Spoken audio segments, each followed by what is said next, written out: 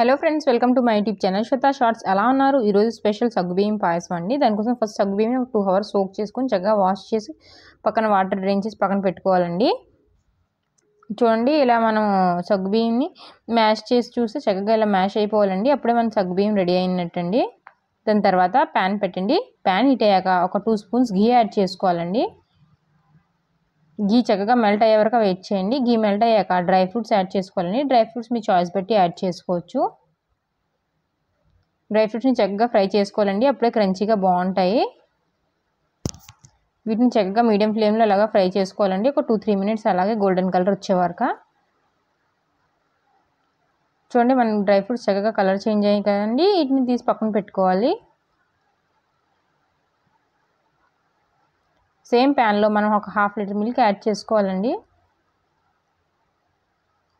మిల్క్ని చక్కగా బాయిల్ వచ్చే వరకు వెయిట్ చేయాలి. ఒక 2-3 బాయిల్స్ వచ్చే వరకు మనం వెయిట్ చేయాలండి. మిల్క్ని స్లో టు మీడియం ఫ్లేమ్లో ప్రాసెస్ అంతా చేసుకోవాలి.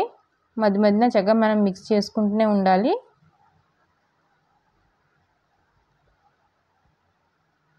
చూడండి, చక్కగా మిల్క్ రిడ్యూస్ కూడా అయింది, ఇంకా చక్కగా బాయిల్ కూడా అయింది కదండి.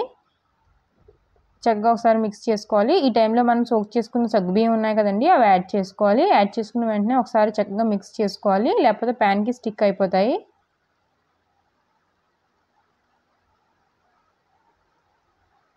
అలాగే ఒక 5 to 6 minutes కుక్ అయ్యే వరకు వెయిట్ చేయాలండి. మధ్య మధ్యన మిక్స్ చేసుకోవాలి.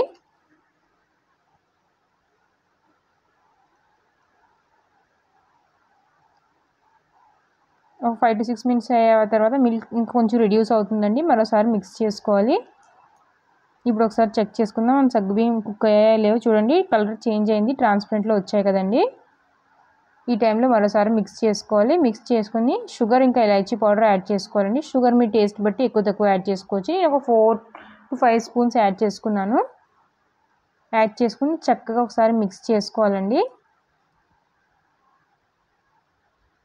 మిక్స్ చేసుకొని మరో 5 to 6 minutes అలాగే కుక్ చేసుకోవాలండి. ఇది క్విక్గా అయిపోతుందండి స్వీటు. ఈ రెసిపీ తప్పకుండా ఒకసారి ట్రై చేయండి. మనం డ్రై ఫ్రూట్స్ కొంచెం యాడ్ చేసుకుందామండి దీంట్లో. మరోసారి మిక్స్ చేసుకొని గ్యాస్ ఫ్లేమ్ని ఆఫ్ చేసుకోవాలండి. చూడండి, చక్కగా కూల్ అయింది కదండి, చక్కగా థిక్ కూడా అయింది. ఇప్పుడు దీన్ని సర్వ్ చేసుకోవడం అండి డ్రై ఫ్రూట్స్తో. మీకు వీడియో నచ్చితే లైక్, షేర్, సబ్స్క్రైబ్. బాయ్.